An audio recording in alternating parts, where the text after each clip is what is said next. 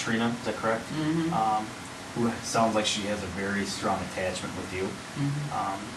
You know, you're opening your life to somebody else, and you know, maybe little chaotic for them to kind of wrap their head around. Mm-hmm. So you know, it does sound like there was a lot going on.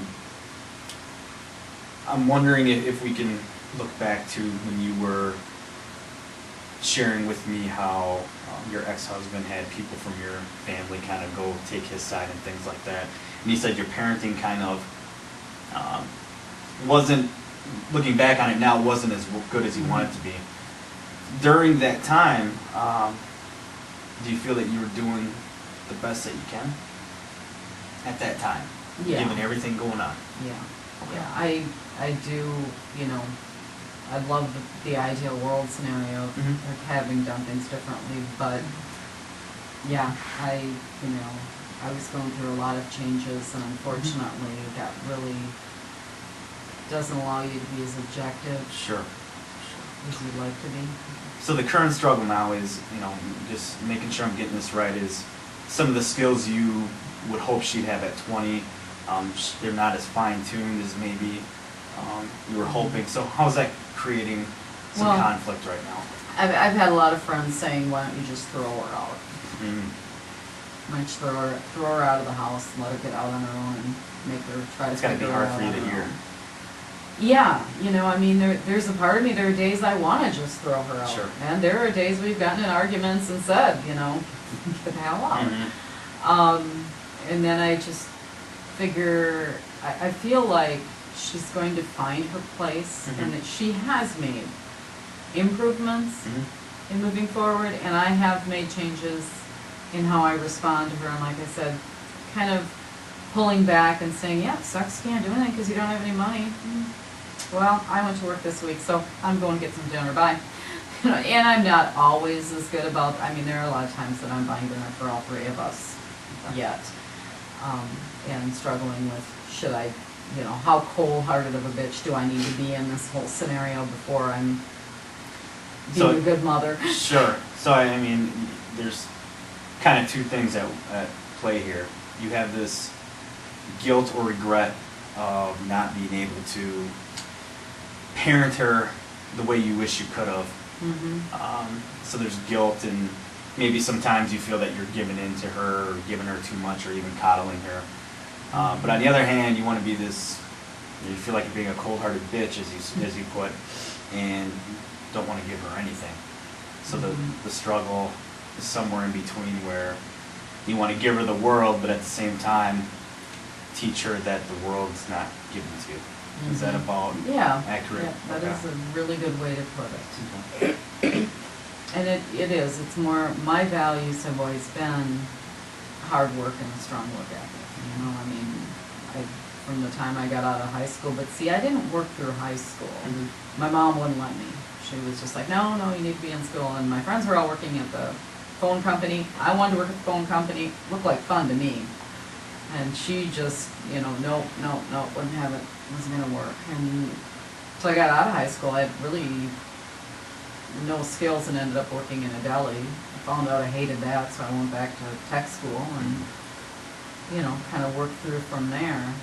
So from your experience, you see the value of, you know, holding down a job and going to school or whatnot, because you felt that you had some deficiencies in the workforce once you graduated high school, because you never had that experience. And I guess maybe that's kind of what I was thinking she would get to on her own, is that seeing that when you have these deficiencies, which is a good way to put it, even if it is just not the money to do the things you wanted to, you know, I don't buy clothes for her anymore. It's like, yeah, you like them? That's nice. Why don't you get a job? And, you know, and she, like I said, she has been working, and I think if she were offered the more hours, then I think this summer will be kind of a telltale of where this goes. And at this point, she's talking about moving to Arizona with her dad, which is the part of me that has a huge sense of relief in that she would be getting out on her own and out from underneath my roof. I'm not gonna lie, you know, I mean, as much as I love her and I love having her there on one part, the other part being that she'll be around her dad and her stepmother, who are not the most moralistic influences. What do you mean by So- not? Oh, they both are, he's still heavily Struggles. drinking, his girlfriend, or his wife heavily drinks. I mean, they split up because the menage a trois went bad. Like, you wanna know these things, but of course somebody in the bar had to tell me, you know, and I heard that whole story and just went, oh God, I don't want my kids at their house, I don't want my kids near them, and they love him because it's their dad, and you just go. Kind of a jaw-dropping interaction, I can imagine. Well, I was like, yeah, nice, didn't want to know that. Yeah. And yeah, you know, I think those are the values that he projects onto them. And then you can only pray that they hold on to some of the boring values that you've tried to. What do you think she has held on to? It sounds like, you know, she works with children, trying to help them academically, and you shared with me that she had some, she didn't retain information or learn like some of her sisters have. Yeah. What's that like for you as her mom, seeing her kind of venture in that type of field? Well, I actually encouraged her to go like to tech school and look at doing something in early childhood, and have talked with her about, you know, wow, what merits you would have to offer and what merits you do have to offer these kids, because you know what it is to struggle, and not everybody has that inside information. Yeah.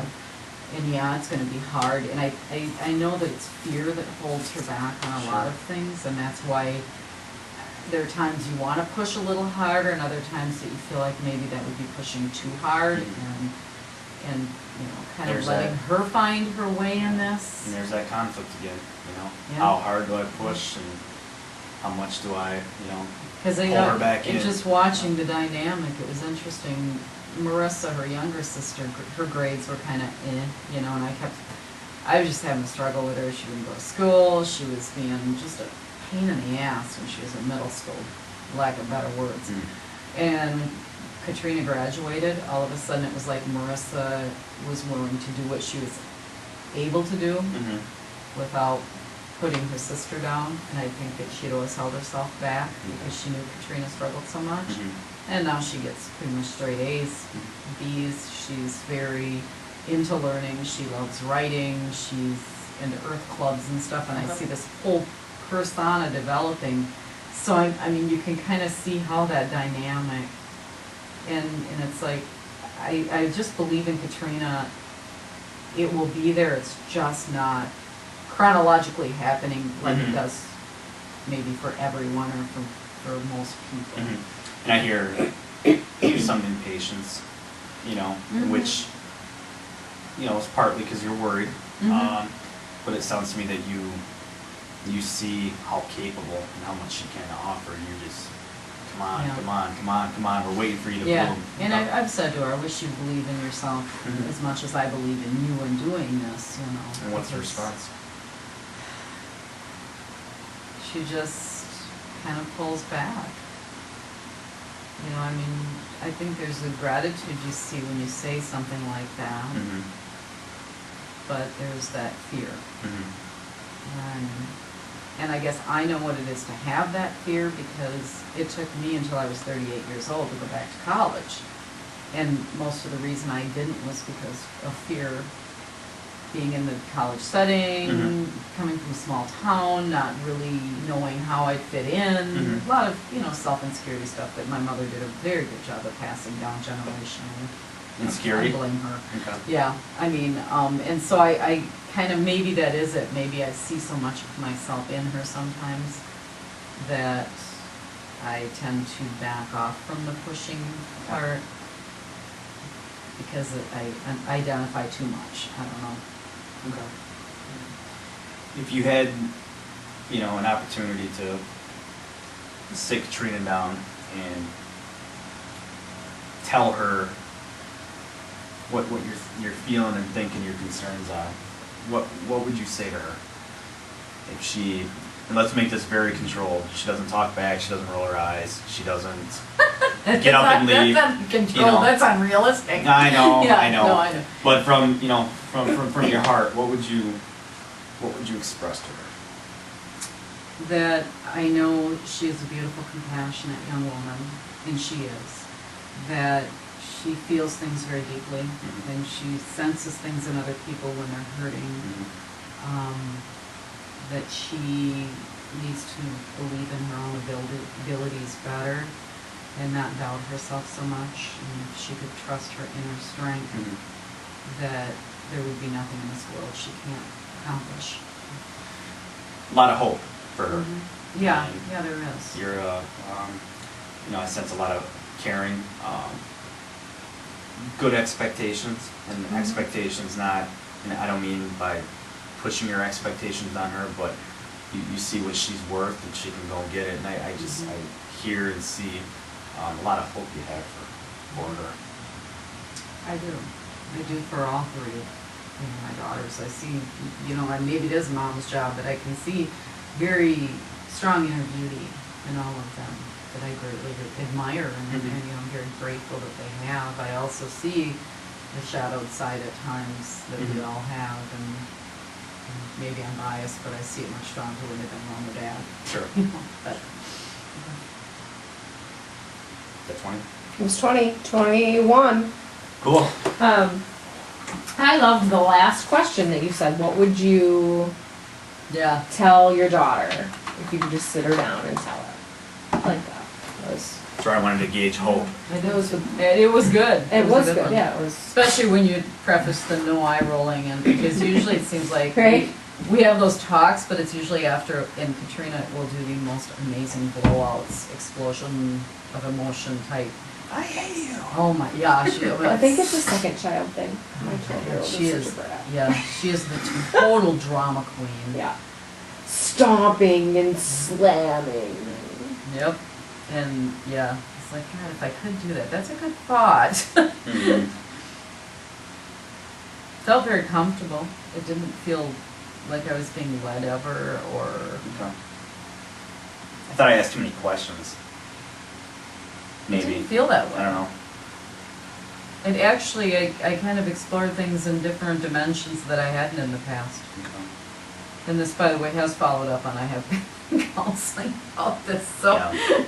I mean, I worked with the EAP, Mhm. when we first went through the separation and stuff, and so it was kind of a, we'll revisit that and see how it goes thing. Yeah, and the only other area that I would have gone back and explored more is that relationship between her and your when Annie got married after her dad. That's Yeah, it's. what I would have wanted to look at the dynamics of her being so attached and somebody else coming into your life and Mhm. her life too. But And even when you did ask what you asked, Mhm. it hit something in me I had not really thought of before, so, I mean, because it was like, wow, because his personality and the minute somebody's like talking, he'll like back up type almost. And with 3 daughters that are very energetic, he would pretty much shrink into a corner. disconnects pretty Yeah, quick. and then I Okay. think here's Katrina, who's so attached, and that was what he was, I can't say looking for in a relationship, but was looking for something that it felt like, I think that was standing in the middle of all the time. Sure. And it was like, yeah, so He was- you he- did, it was a, Okay. Yeah. it was a good direction, and it was like, yeah, I kind of went, oh. Yeah, that makes sense. And still does, because the whole dynamic is just kind of repeating itself in a different environment for now. Mhm. She'll figure it out. I do believe that. Yeah. She's working with kids. Kids have a way of jarring something loose and bringing clarity. She's had this job at CLC since, God, she was 16 years old. So she's had it for 4 years. She likes it.